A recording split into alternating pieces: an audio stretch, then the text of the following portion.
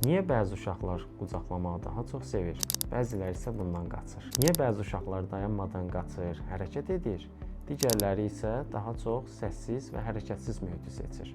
Əslində, bütün bu davranışların arxasında beynimizin bu məlumatları necə qəbul edib, necə emal etməsi dayanır. Yəni, cavab duyu sistemlərində gizlənir. O ki, qaldı duyu sistemlərimizə, yəni sensor sistemlərimizə, çoxumuz düşünürük ki, 5 duyumuz var: görmə, eşitmə, dad bilmə, qoxu bilmə və toxunma sistemimiz. Halbuki beynimizdə bundan əlavə daxildən və xaricdən siqnalları qəbul edən daha 3 duyumuz var.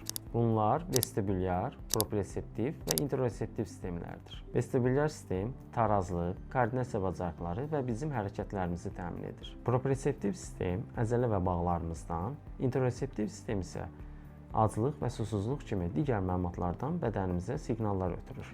Məhz bütün bu məlumatların beyində bir araya gətirilməsi və reaksiyaların verilməsi prosesi sensor inteqrasiya və ya duyu bütünləmə prosesi adlanır.